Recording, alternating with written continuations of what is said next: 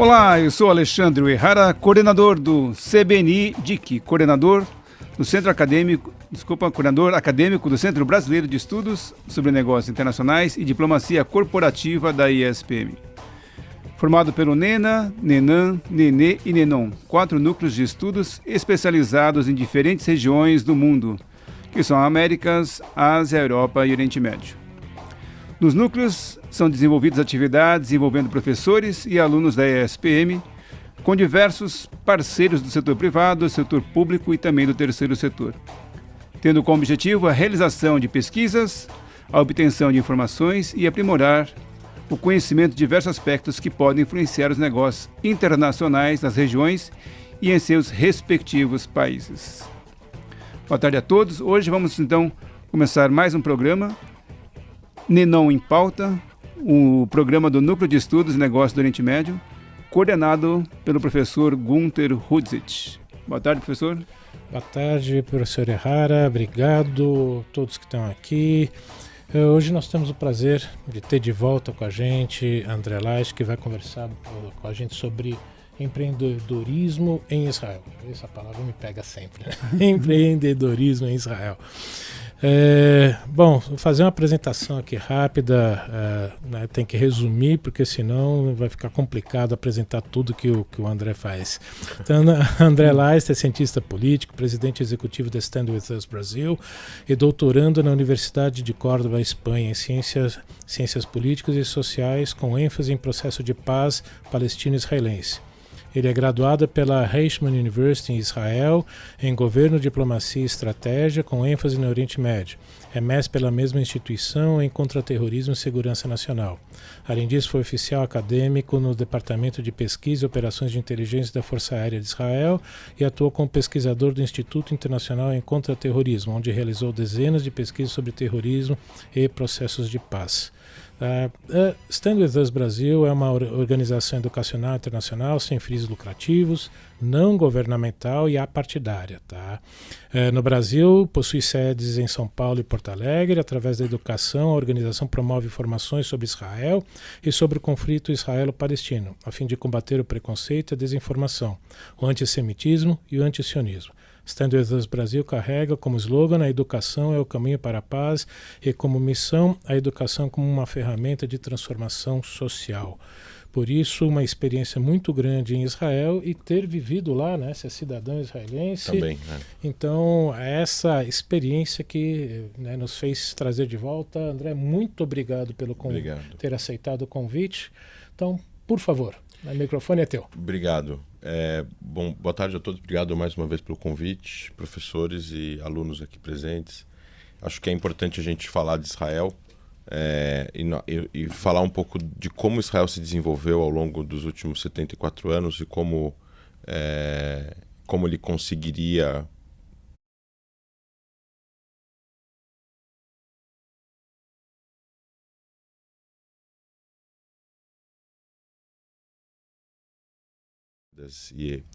e todo mundo pergunta o tempo todo, né? Qual é o segredo de Israel? Por que Israel conseguiu chegar nesse patamar atual que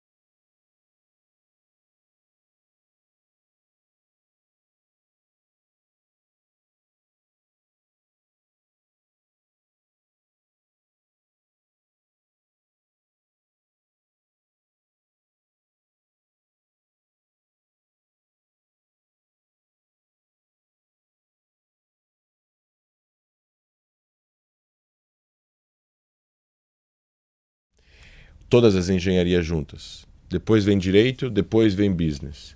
Então, o que significa isso? Significa que os israelenses têm uma tendência em fazer engenharias que, de acordo com os engenheiros, eles falam assim, você precisa ser engenheiro para poder construir aparatos ou construir dispositivos ou conseguir programar, por exemplo, determinadas coisas. Em todas as engenharias, tanto a civil como a elétrica.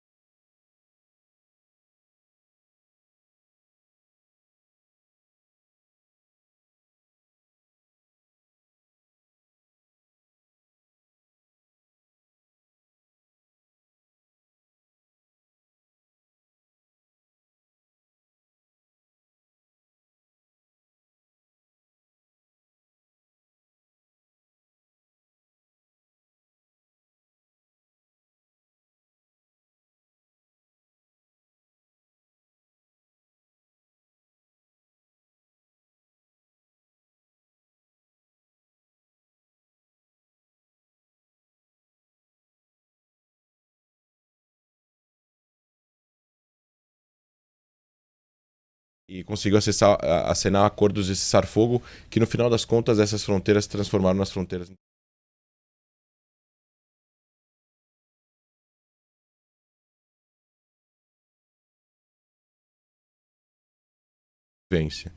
Então, acho que aí começa o empreendedorismo, né, no fim das contas. A necessidade de não existir, assim, a necessidade de não ter outra forma de conseguir algo a não ser você inventar alguma coisa, né?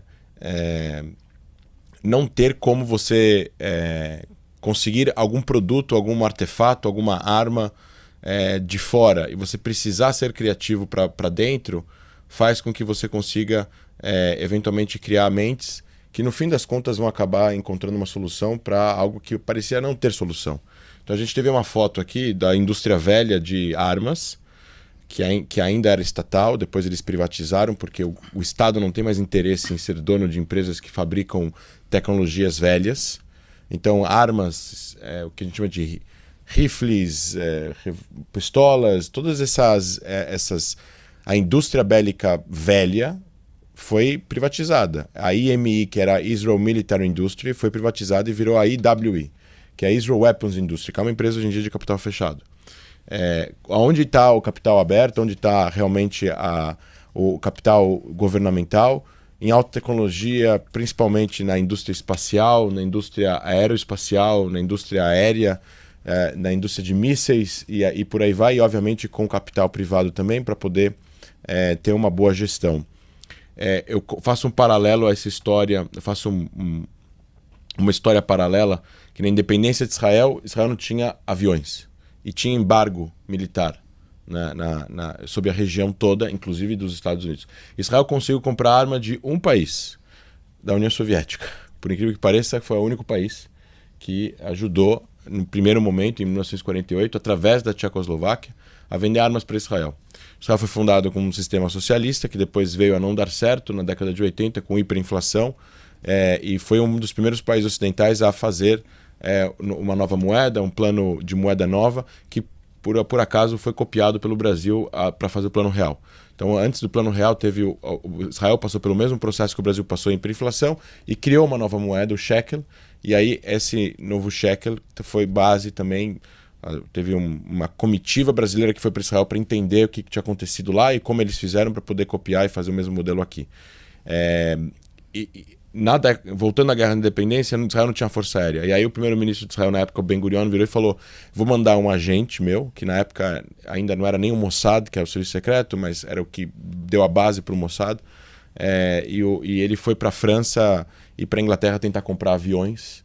Ele tinha dupla nacionalidade, ele tentou comprar aviões como um cidadão francês, como um cidadão inglês, e não conseguiu. Aí depois a Scotland Yard estava escutando que tinha algum israelense judeu atrás de aviões e artefatos da Segunda Guerra Mundial, começaram a tentar ver se conseguiam prender ele conseguiu fugir da Inglaterra, e ele tinha achado no sul da Inglaterra uns aviões bombardeiros. E aí ele volta para a França, senta num café, começa a quebrar a cabeça. Ele precisa voltar para Israel. O Israel está em guerra de independência, o Egito está avançando pelo sul, ele precisa conseguir comprar aviões bombardeiros que Israel não tinha. E uma força aérea bem precária naquela época. E aí ele volta para Inglaterra, aí ele volta para França, senta nesse café, entra uma atriz e senta numa mesa ao lado. Aí ele pensa e fala, bom, já tive uma ideia. Todos vocês viram o filme Argo, com o Ben Affleck. Bom, essa ideia, na verdade, não é do Antônio Menezes, que é quem o Ben Affleck faz o papel, que é um agente da CIA que cria um roteiro de um filme que tem todos os elementos de um filme, mas na verdade é um filme que nunca vai ser lançado, nunca vai ser produzido. É toda a estrutura de um filme sem o filme em si, para poder enganar os iranianos, para eles conseguirem entrar no Irã, para resgatar os 7, 8 fugitivos da embaixada americana, que estavam refugiados na residência oficial do embaixador do Canadá, para sair do Irã sem serem presos. Só que essa história que aconteceu em 79 aconteceu igual em 48. Esse agente israelense cria um roteiro de um filme, cria todos os elementos, todos os aparatos, toda a história toda, lança no jornal, recebe um monte de gente e faz entrevistas e monta um filme que vai ser sobre os pilotos britânicos, heróis que lutaram contra os nazistas e venceram os nazistas. E para isso ele precisava filmar aviões aterrissando e decolando, para isso ele precisava contratar pilotos, para isso ele precisava de figurantes, figurinistas, etc, etc. No fim das contas, depois de todo o circo armado, ele vai para os Estados Unidos, ele contacta 4 pilotos judeus americanos que lutaram pela Força Aérea Americana contra os nazistas. Eles vão para a Inglaterra como atores, chegam lá na fazenda onde estavam os aviões, aluga os aviões, avisa a torre de controle, está sendo filmado um filme, a gente vai decolar e aterrissar algumas vezes e tal, não achem isso esquisito nem nada disso. E a 4ª vez que os aviões decolaram, eles não voltaram mais, os aviões foram roubados. Eles pousaram na Grécia, no Chipre e depois em Tel Aviv e foram usados como o início da Força Aérea de Israel. Então o início da Força Aérea Israelense são aviões roubados, né? Da Inglaterra, de alguém lá da Inglaterra. Não sei se foi pago, não foi pago, mas enfim, roubaram os aviões. E é isso que eu estou falando, são coisas inusitadas assim que criam essa mentalidade de criar soluções para problemas. A gente acha talvez até de uma forma amadora, mas no final das contas foi isso que acabou sustentando a sobrevivência do país. Se a gente continuar aqui, o triângulo de defesa de Israel, que é importante, espaço, tempo e força, eu acho que esse tipo de pensamento ajuda os israelenses em business. Eu acho que no momento que o israelense sai do exército, o exército é uma instituição que pertence ao país, não pertence ao governo. Existe uma diferença muito clara entre instituições estatais e instituições governamentais. E essa diferença faz com que Israel consiga criar um ambiente de pensamento igualitário nesse sentido, ou seja, as pessoas têm um pensamento dentro do exército, elas saem do exército e todo mundo faz parte do exército, Então, todo mundo que está numa sala de aula, professores, pessoas que estão limpando a sala de aula, o cara da cafeteria e o aluno e o professor e o diretor da escola, todo mundo vai ser ou é do exército, todo mundo. E o exército não é armas, ou não é guerra, ou não é... O exército é muito mais que isso, né? Aliás, eu até brinco falando que quanto mais armas Israel tem, menos armas Israel usa. Porque a ideia de Israel forte da década de 60 e de 70, por causa dos seus inimigos em volta, tinham mais países, tinham mais armas, tinham mais dinheiro, tinham mais exército, tinham mais soldados. Isso é Shimon Peres, que foi presidente de Israel. Ele falou: Israel precisa ser indestrutível militarmente, e a partir do momento que ele for indestrutível militarmente, os inimigos de Israel não vão ter nenhuma outra opção a não ser fazer a paz com o país, porque não tem como ganhar a guerra. E como guerra é a continuação da política através de outras formas, não tem como ganhar a guerra, então vai ter que fazer através da diplomacia. O triângulo de defesa é espaço, tempo e força. Espaço porque Israel é pequena, não tem espaço para lutar uma guerra dentro do seu país, então as guerras precisam ser fora. Então, em empreendedorismo, a gente fala que os israelenses criaram empresas para solucionarem problemas mundiais e não locais, porque Israel é pequena e não tem mercado. Então, o pensamento sempre está no internacional e nunca muito no local. E isso faz com que tenha essa vontade de conseguir solucionar problemas, dando isso, exemplo, o Disc-on-Key, que é o pendrive que foi inventado em Israel, ou o Waze que foi inventado em Israel, ou o Instant Messenger, né, que é o ICQ, o antigo ICQ, que também foi inventado em Israel, que deu origem a todos o Instant Messenger que a gente conhece, e por aí vai. Então, espaço. Israel não tem espaço para lutar guerras, as guerras vão ser fora. Tempo. Israel não tem grana para lutar guerras longas, as guerras vão ser curtas. Conflitos desnecessários vão ser terminados o mais rápido possível. Mesmo que a situação não melhore, a política não melhore, é melhor a situação ficar pendurada, mas não ter guerras do que terem guerras. Então, o tempo da guerra tem que ser rápido. Então, Israel tem uma estratégia defensiva, ele vai evitar entrar em conflito armado, custe o que custar, mas se ele for forçado a entrar no conflito armado, a porrada é forte, a tática é ofensiva. Isso significa que Israel vai sempre tentar finalizar o conflito armado o mais rápido possível nos primeiros dias do confronto. Por isso que quando tem uma guerra contra o Hamas, ou contra a Jihad Islâmica em Gaza, ou contra o Hezbollah no Líbano, que são grupos que controlam regiões, nas primeiras 12 horas da guerra, Israel normalmente vai matar lideranças através de ataques, assassinatos seletivos, e vai destruir infraestrutura, eventualmente infraestrutura nacional que está acobertando a infraestrutura terrorista. Então, nas primeiras horas da guerra no Líbano, em 2006, Israel destruiu a pista de pouso e decolagem do aeroporto internacional de Beirute, fechou o aeroporto, pontes que ligavam a cidade e por aí vai. Então, e a força, né? No final das contas, a força implicada nessa tática ofensiva é justamente para o tempo ser rápido, para o tempo ser curto e para Israel não gastar recursos. E, obviamente, a divisão de poder das forças de segurança. Aí você tem 3 logos que mostram o Exército, o Serviço Secreto Interno, o Israel Security Agency do meio e o Mossad embaixo, que é o Serviço Secreto Externo, não tem poder de polícia, o do meio tem, dentro e fora de Israel. Vamos para o próximo. A Guerra dos 6 Dias, fator surpresa, é uma outra coisa que o empreendedorismo israelense fala. O fato de Israel ter descoberto, a inteligência israelense ter descoberto o que ia acontecer, e eles atacaram antes de acontecer, 6 horas antes, e assim conquistaram territórios de países inimigos e usaram esses territórios depois para negociar a paz com esses países. Foi isso que aconteceu na Guerra dos 6 Dias. Israel triplicou o seu tamanho, e aí no próximo a gente vê que essa questão acabou depois gerando uma arrogância ou uma certa prepotência israelense de achar que não ia ser mais atacada, e aí foi atacada 6 anos depois, onde a inteligência do baixo escalão sabia que ia ser atacada, subia para cima os relatórios e a parte superior do exército e a liderança do governo achava que Israel não ia ser atacada em 73 e acabou gerando aí um ataque surpresa em Yom Kippur, no dia do perdão, tá todo mundo de jejum, 3.000 soldados mortos em 30 dias, foi uma catástrofe para o país, caiu o governo depois, ministros foram demitidos, foram investigados por irresponsabilidade e por aí vai.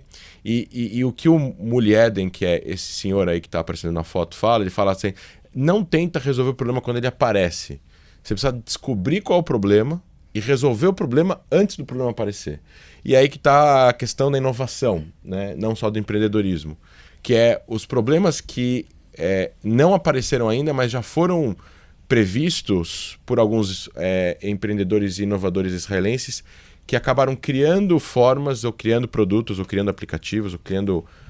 e a gente podia falar que é de inteligência artificial, a Big Data, a meios de pagamento, a comunicação, biotecnologia, transportes, todos esses ramos que a gente entende que a humanidade está evoluindo a um tal ponto que se a gente não conseguir entender o que está acontecendo e criar formas e mecanismos e elementos para a gente poder superar isso. O Muli Eden foi presidente da Intel. Ele desobedeceu uma ordem da Intel lá dos Estados Unidos. Ele era presidente da Intel em Israel. E ele estava fazendo um projeto, que era um projeto de P&D, porque Israel era P&D da Intel, não era só uma fábrica. Então ele estava liderando um projeto de P&D e a Intel falou, não, esse projeto a gente não quer, deixa esse projeto para lá, continua nesse aqui. E ele desobedeceu a Intel em 2000. E o projeto que ele estava desenvolvendo depois virou o Core, que salvou a Intel. Porque a Intel ia falir se continuasse no Pentium. E isso fez ele virar vice-presidente mundial da Intel depois ele saiu, virou um guru, ele é um dos gurus da tecnologia de Israel.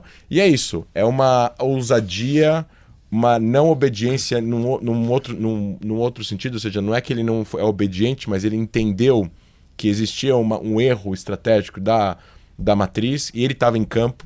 A gente poderia traduzir isso para o exército. Na guerra de Yom Kippur, Ariel Sharon, que foi primeiro-ministro na época, era comandante de divisão de tanque, ele desobedeceu uma ordem do comando geral e ele foi, avançou e cercou a 3ª divisão egípcia.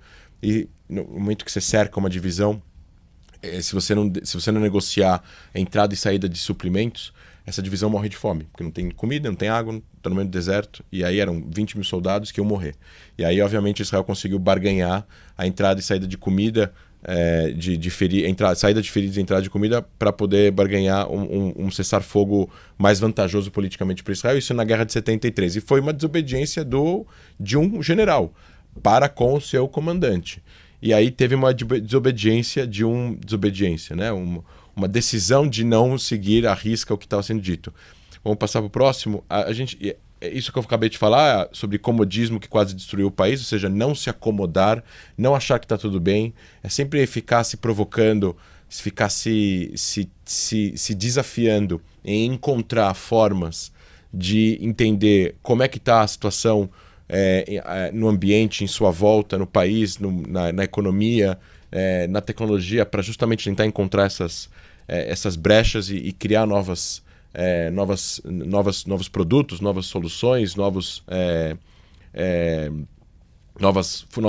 formatos tecnológicos para solucionar problemas. Vamos passar para o próximo.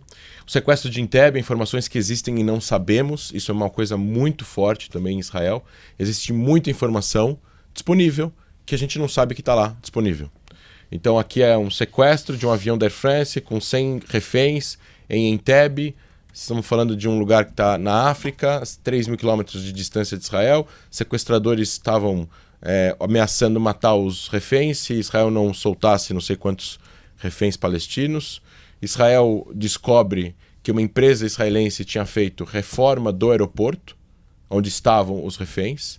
Então eles tinham um mapa do aeroporto. Então com o mapa do aeroporto eles sabiam que os reféns estavam no terminal número 3, porque o terminal 1 e 2 estavam sendo usados, o 3 não.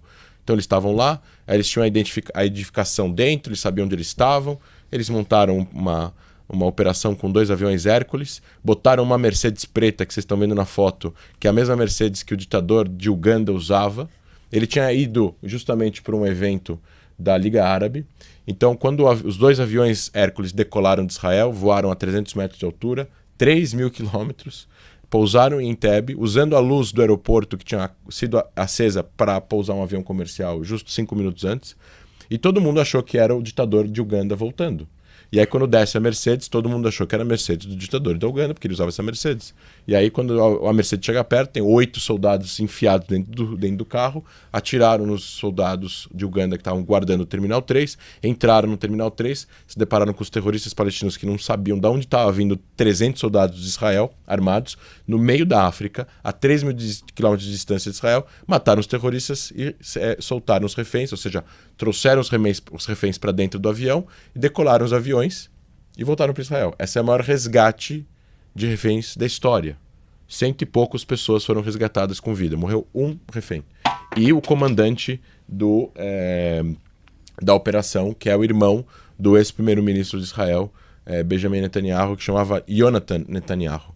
Isso é uma forma de empreendedorismo para aquela época, porque tinha uma informação que o serviço secreto teve que ir atrás para descobrir. Mas como ele ia atrás? De formas muito criativas, eles encontraram que uma empresa israelense tinha feito a reforma do aeroporto. Vamos passar para o próximo. Então, não existe não posso, existe não quero. É uma frase bastante comum em Israel. Você escuta isso no exército o tempo todo. En lo yachol yesh lo rotze, em hebraico, que é não existe não posso, existe não quero. Vamos passar para o próximo. Inovação, então tinha na década de 80 lá inovação no exército, vocês viram alguns exemplos aí, mas tinha a hiperinflação na rua, ou seja, a inovação ainda não tinha chego para o mercado privado, comercial em Israel. Passar para o próximo. Aí Israel começou a investir em P&D, aí Israel começou a diminuir a sua porcentagem de quanto gastava em defesa, apesar de aumentar em bilhões de dólares, diminuir em porcentagem, porque o PIB começou a aumentar. Aí veio o boom da internet, o boom das mídias, do mercado online, a globalização chega mais forte ainda no sentido comercial. Vamos passar para o próximo. Israel começa sempre assim, desenvolvimento de alguma coisa militar, passa depois, alguém vai para sai do exército, depois de algum certo tempo você vai precisar sair do exército, mais cedo ou mais tarde. Então todo mundo que está lá 10, 15, 20 anos vai sair do exército e vai para o mercado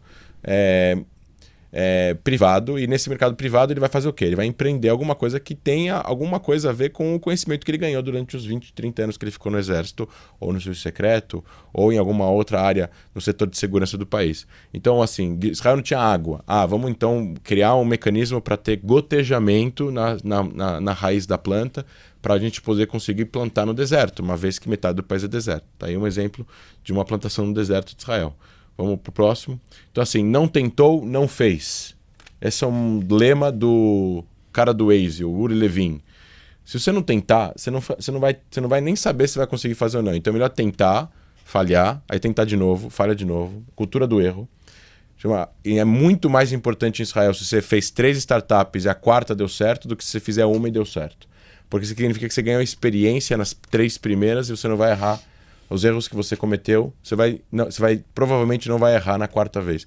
Então, se você faliu 3 startups que não deram certo, você não vai deixar de conseguir investimento e é capaz de você até conseguir mais investimento mais fácil.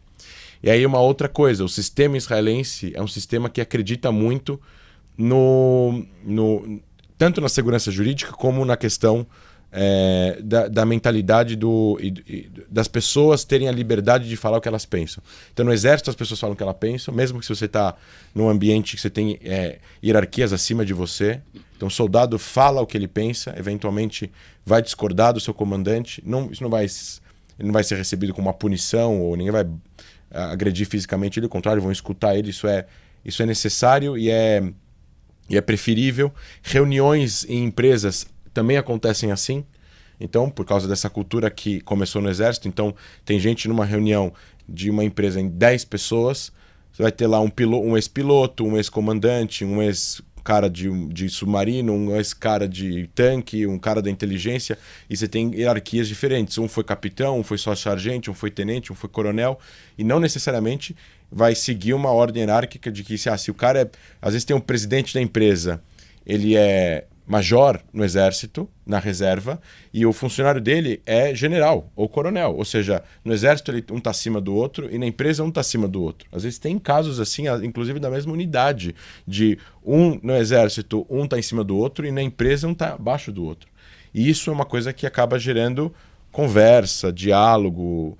A gente está falando aí muito do saber escutar e saber falar. Então, a cultura do erro, ela é necessária. O não tentou, não fez, ela é necessário. E é por isso que eu acho que se juntar tudo isso, dá no que deu nos dias atuais. Vamos para o próximo. Então aí você tem uma indústria de high-tech crescente, são mais de 1.000 empresas por ano sendo criadas, de bilhões de dólares, listadas na Nasdaq. Israel é o país mais listado na Nasdaq depois dos Estados Unidos e da China, se não me engano. Não sei se passou a China ou não. Temos aí 8 mil, hoje em dia o número deve ser em torno de 10 ou 12 mil empresas de alta tecnologia em Israel. Acho que o número é um pouquinho parecido com o número no Brasil, só que o Brasil é um país infinitamente maior que Israel. Vamos para o próximo. Uri Levin é o criador do Waze. Eu botei essa foto porque é a única foto que eu tinha da camiseta dele, então não era para mostrar que eu tirei uma foto com ele, mas para mostrar... ele veio para São Paulo fazer uma palestra e eu levei ele para fazer uma palestra para jovens da comunidade judaica, e aí ele está lá, easy decisions are easy, hard decisions are hard. É uma frase meio bobinha, mas se parar para pensar, ele tem toda a razão. E ele só anda com camisetas assim, né? Não se apaixone pela solução, se apaixone pelo problema. Decisões fáceis são fáceis, decisões difíceis são difíceis, e por aí vai. E eu acho que esse tipo de pensamento gerou, no final das contas, esse empreendedorismo. A história dele é engraçada. Ele pega um GPS, uma máquina assim pequena, porque ele precisava traçar as ruas. Não estavam traçadas as ruas, e as avenidas e as estradas israelenses. Então ele ia para os motoristas de caminhão e falava: eu te pago tanto por dia, coloca isso no teu caminhão e deixa ligado, só. E ele começou ele começou a desenhar os mapas de trajetos que existem possíveis em Israel. Ruas que vão, ruas que voltam, ruas que são mão dupla, ruas que são mão única. etc, etc, etc, para conseguir desenhar o que seria o primeiro mapa do Waze para o Waze conseguir funcionar em Israel. E depois que o Waze começou a funcionar em Israel, em 2000 e meados, daí eu lembro, 2010, 2009, não funcionava em nenhum lugar do mundo bem. Eu vim para o Brasil uma vez, de visita, e fui, acho que de Higienópolis para o Morumbi, para ver a filha de um amigo meu que tinha nascido. E o Waze me jogou para Castelo Branco, eu tive que pagar pedágio, foi horrível.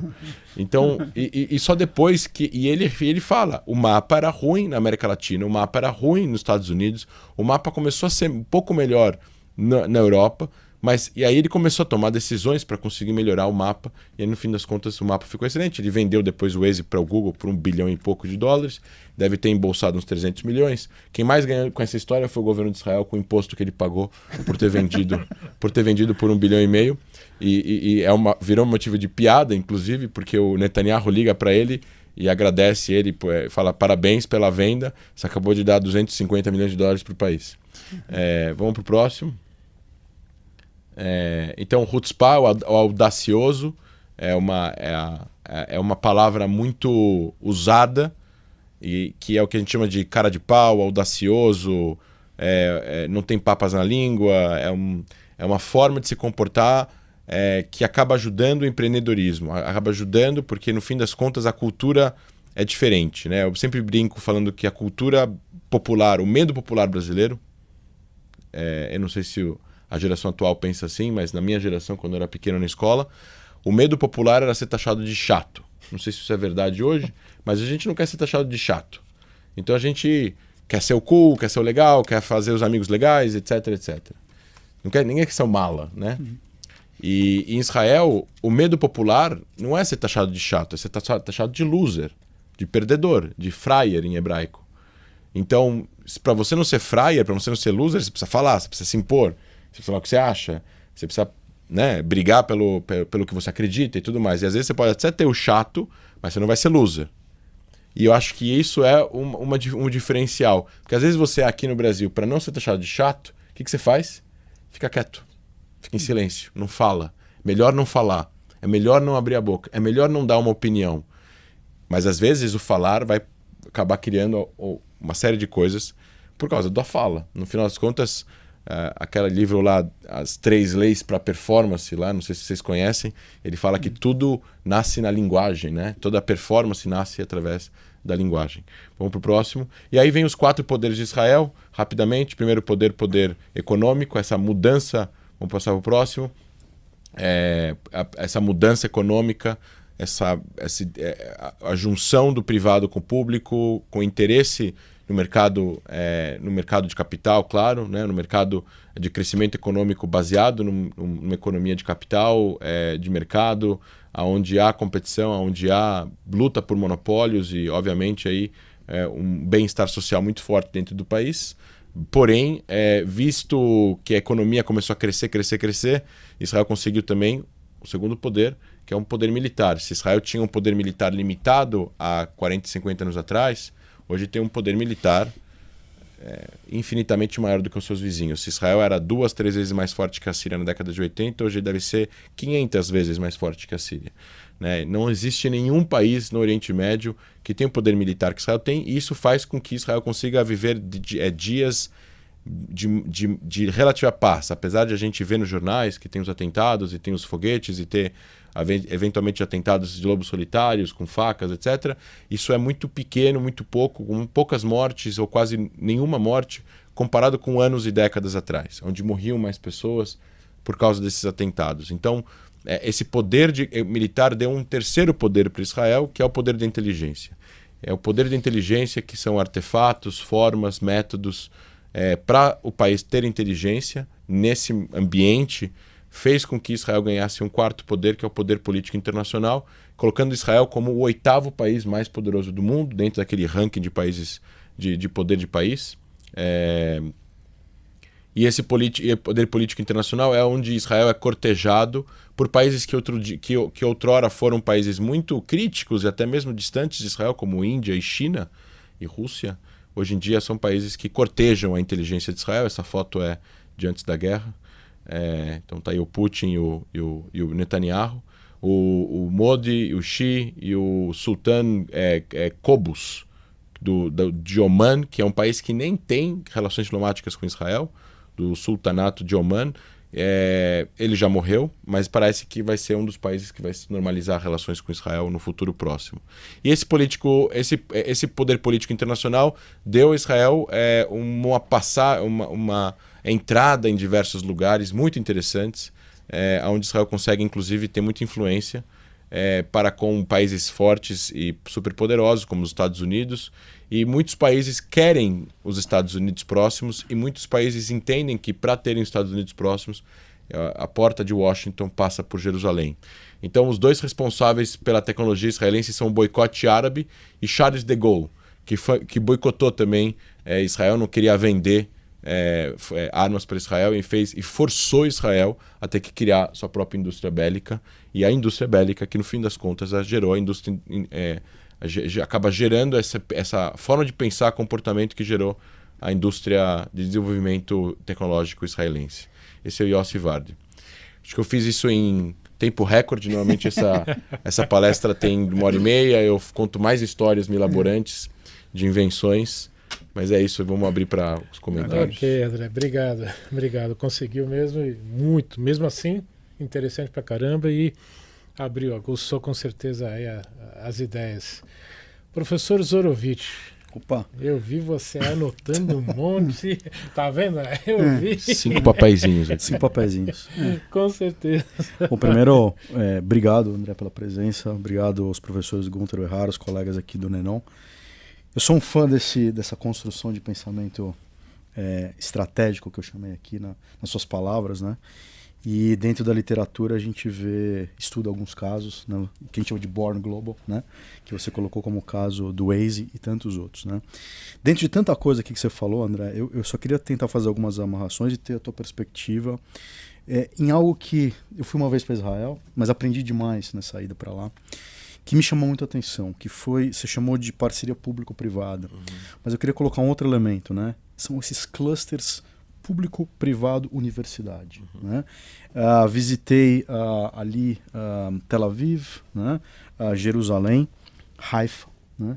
Então, se você puder contar aqui um pouquinho para a gente, esse modelo, acho que é um modelo também que a gente vê em outros países, né? A gente tem estudado recentemente aqui alguns países asiáticos, a gente podia expandir essa discussão, mas pegando o caso de Israel, quais seriam esses grandes clusters, se é que a gente pode chamar assim, né, nesse tripé público-privado-universidade, e até olhando para o mapa, né, eu estava aqui tentando me localizar no mapa aí nas regiões que eu tive a oportunidade de ir, onde nascem necessidades empreendedoras, onde nascem investimentos em P&D, e até trazendo aqui o último ponto que você falou, né, puxa, tem uma conexão internacional cada vez mais forte, talvez que receba também, né, investimentos estrangeiros. Então, dei uma pincelada bem breve, mas assim, para ter uma visão estratégica, olha, quais são os polos? Até porque o país, como você bem colocou, né, tem inúmeros desafios, não só na questão de segurança, mas na questão de expansão em mercado. Pois é, os clusters, tem alguns clusters interessantes, né, em Jerusalém, na Universidade de Tel Aviv,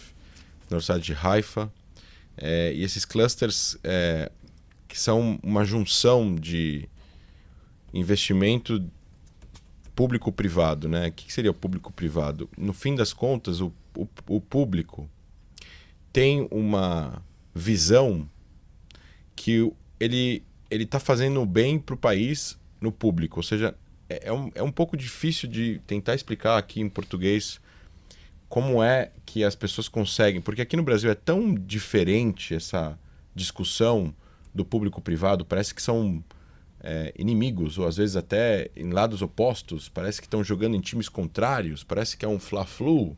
Não né? é o mesmo país, né? Parece que são coisas diferentes, até mentalidades diferentes. Aqui, o cara que trabalha no público, não gosta do privado, você fala a palavra empreendedorismo, em alguns lugares parece palavrão, e o contrário.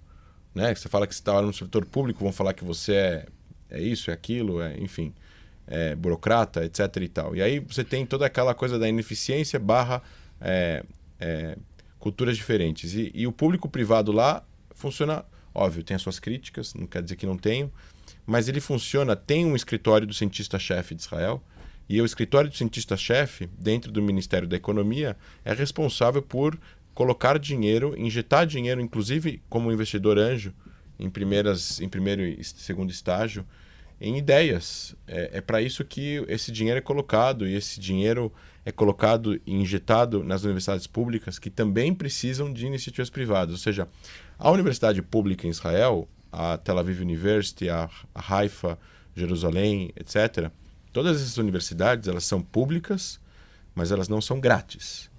O aluno paga um pequeno valor, e elas precisam, como instituição, de doações. Então elas vão atrás de empresas que ajudem elas a criarem hubs, a criarem clusters, a criarem bibliotecas, a criarem...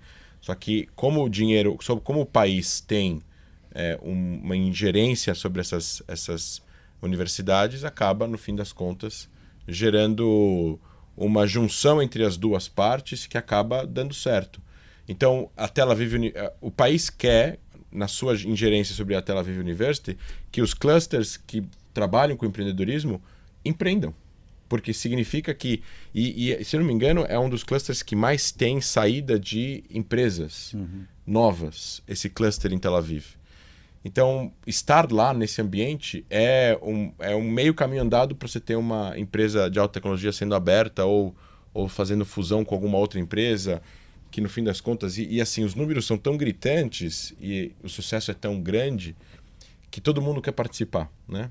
Então, as missões, por exemplo, de grandes empresários do mundo inteiro que vão para Israel para fazer imersão, eles vão para esses clusters, eles ficam abismados com o que eles veem, porque eles veem essa junção e eles veem os resultados. A gente está falando de empresas que valem bilhões de dólares, sendo criadas por alunos em universidades. É gente ficando bilionária com 30 anos de idade.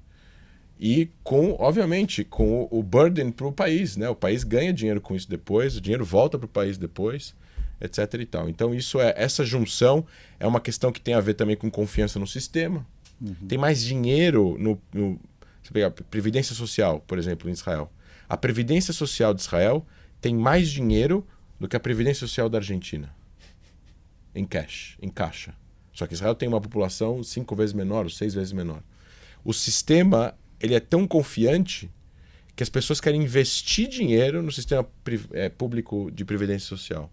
Então tem tanto dinheiro disponível no mercado também que as empresas vão atrás dos empreendedores e não o contrário. E aí você consegue escolher melhor a pessoa com quem você quer trabalhar. Então, aqui no Brasil, você abre uma startup, você vai atrás de um investidor, o investidor vai ver com a tua ideia e ele vai avaliar. Então, você fica batendo na porta de investidor. Quando você encontra um que fala sim, você abraça. Você nem vê se o cara tem a personalidade, se a pessoa tem a personalidade que vai combinar com a sua personalidade. Tem gente que quer mandar, tem gente que não quer, tem gente que quer gerenciar, tem gente que não quer.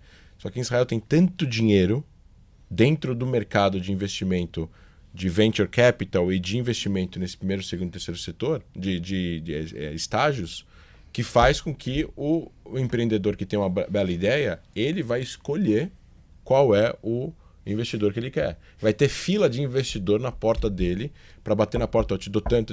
Tipo um Shark Tank ao contrário, né? Vai ter, imagina que vão ter 5 empreendedores sentados e vai vir um investidor e vai fazer um pitch e ele vai escolher qual... Os empreendedores que vão escolher o investidor, o contrário. É uma bela de uma ideia, inclusive, a gente fazer isso. E isso é uma coisa que faz com que o sistema, então, seja diferente. Porque você tem mais coisa acontecendo, tem mais sinergia, tem mais coerência. Você escolhe a pessoa que quer trabalhar para você ou que quer trabalhar com você e acaba dando mais certo do que errado. Legal, muito obrigado. Teria várias perguntas, mas acho que é legal abrir para os colegas aqui. Vocês estão aí já prontos para alguma pergunta que surgiu? Então, antes que eles... tá ali. Mas só uma rápida, André, que a economia israelense era fundamentalmente uma economia quase comunista, né? Eu não diria comunista, mas socialista. Mas bem socialista, ou seja, né, a presença do Estado na economia é muito forte. O símbolo máximo, eu lembro de primos meus, né, nos anos 70 falando que iam para Israel trabalhar no kibbutz lá. Qual foi o starting point para essa mudança radical que aconteceu? Porque é olhar dois países completamente diferentes. Eu acho que, assim, Israel, óbvio, né?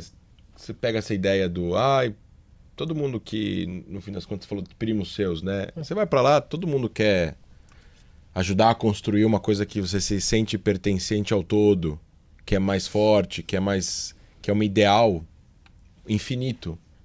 A ideia de que durante 100 gerações os judeus não tiveram um lar nacional e de repente nas últimas 3 eles têm, e que dessas 97 gerações não tiveram esse privilégio de poder ter um lar nacional e que nas últimas 3 têm, é como se você quisesse, eu quero participar disso, né, ativamente. Então você acaba virando um pouco mais coletivista e menos individualista.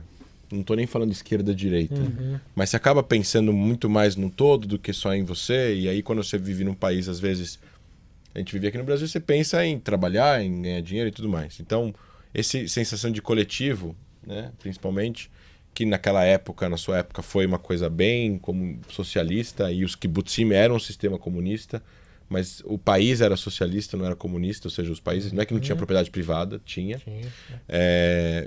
Mas existia uma presença muito forte do Estado e não tinha uma modernização da economia, não existia uma desburocratização para empreendedorismo, mas também não era a época também ainda, né? Isso era um país pequeno, com população pequena, cercado de inimigos, com um monte de guerras, então não dava tempo de pensar nisso.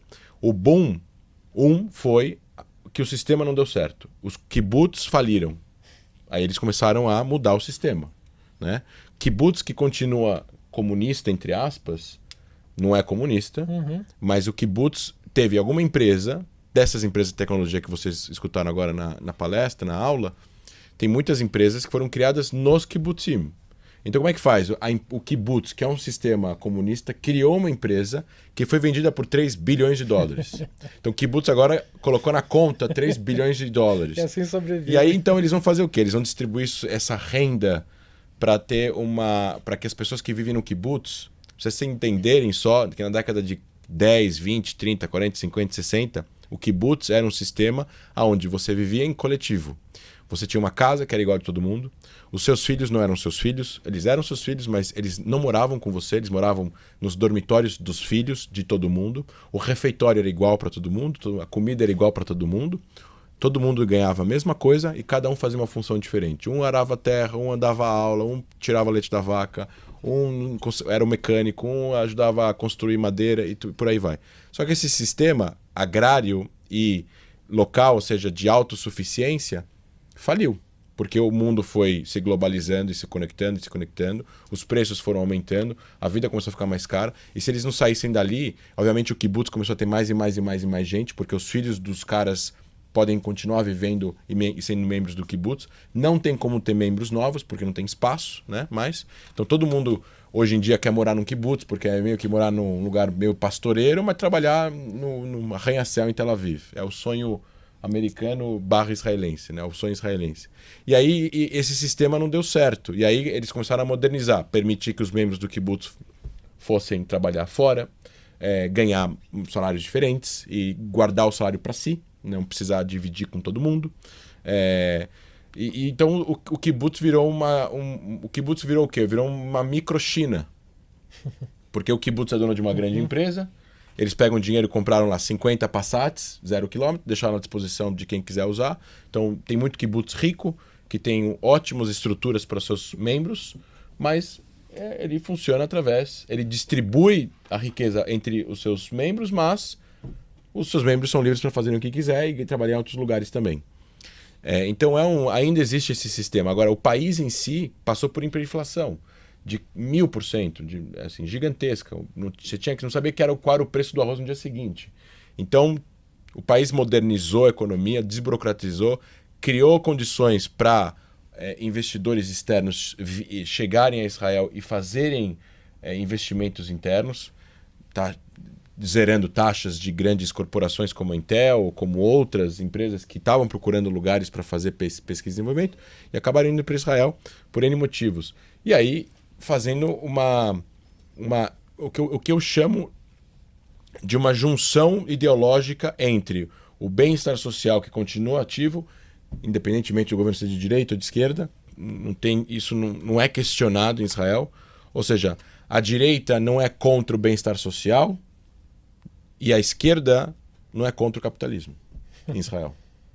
Eles usam ambos, para melhorar o país. E aí as discussões entre esquerda e direita em Israel são de cunho de segurança, direitos humanos, o conflito palestino-israelense, religião e Estado, mas não passa por questões... obviamente que tem pessoas muito à esquerda que queriam implementar o comunismo lá, e tem pessoas muito à direita que queriam privatizar o sistema público de saúde, mas isso não é uma discussão no país.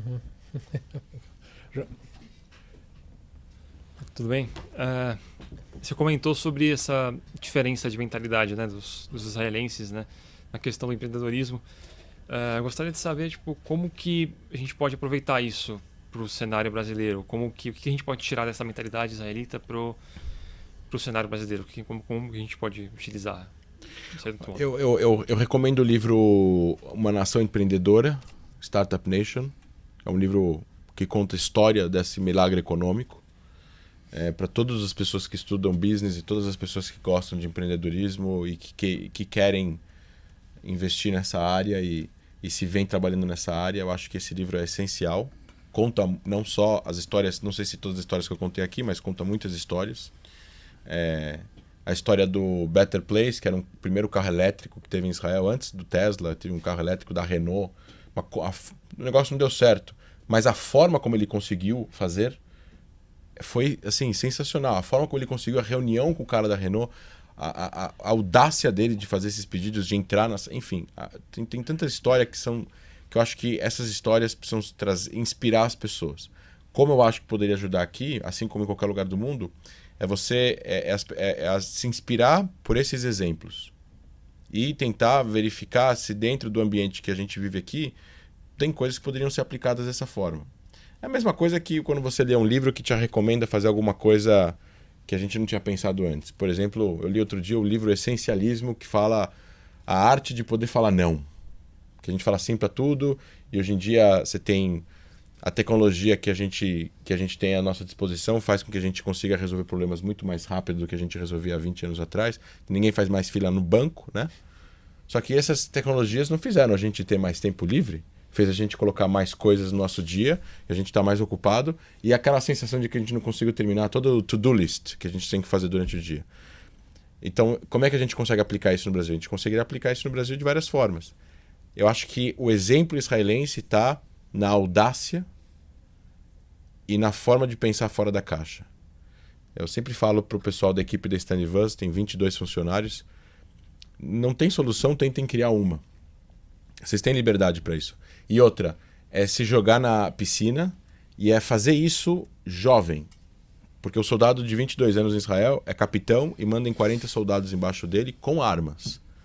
Então, é uma responsabilidade tanta. Então, a idade não quer dizer nada. Tem gente com 22 que tem uma responsabilidade gigantesca e está empreendendo, e tem gente com 30 que não está fazendo nada. Então, isso depende muito do ambiente. Então, se desafiem o tempo todo. É isso que eu acho que tem que ser feito. Se arrisquem. Começando que está aqui na faculdade. Pois é. Isso aí. André, se a gente ficasse aqui ia ter mais tempo, ia a tarde toda. Yeah. Então, queria antes de mais nada agradecer. Muito obrigado por ter vindo. Tenho certeza que aguçou algumas curiosidades e que vão buscar aí com certeza essa indicação bibliográfica. Professor Errara. Eu também agradeço aí, só um comentário rápido da sua fala. Nós temos aqui na disciplina de cenários no 8º semestre e, por coincidência, semana passada a gente estava falando exatamente sobre antecipar problemas, né? E buscar as respostas para não chegar na hora e esperar o problema acontecer para depois você buscar a resposta, né? Então aqui o pessoal do 8º semestre está discutindo isso, refletindo sobre isso. Então, é a questão de estratégia, cenários, que é bem, bem legal, né? Mas muito obrigado, né? Foi muito boa a sua apresentação e estamos curiosos, vamos chamá-lo outras vezes aqui para ouvir as outras histórias, né? A gente já viu algumas. Eu estou totalmente à disposição dos alunos da faculdade, da universidade. É um prazer, professores. Obrigado pelo convite. Aqui. Então, mais uma vez eu agradeço aí a fala do André. Agradecemos a todos aí pela participação no dia de hoje no Nenon em Pauta. Ficamos por aqui, mas agradecemos também a audiência. Temos o pessoal que está na internet, os internautas que estão nos acompanhando. Hoje não fizeram nenhuma pergunta, mas quem sabe da próxima vez, né? Que estão nos acompanhando aqui pela internet. E agradecemos também a equipe do NIS, hoje aqui, na pessoa do Afonso, que sempre nos acompanha e nos dá o suporte para as nossas atividades. Informamos que todas as nossas entrevistas em vídeo podem ser assistidas na página do YouTube Diplomacia Corporativa e Global Business. Basta buscar lá no seu buscador na internet e você vai encontrar as nossas entrevistas, essas e outras mais que já estão lá disponíveis para vocês. Muito obrigado e boa tarde a todos.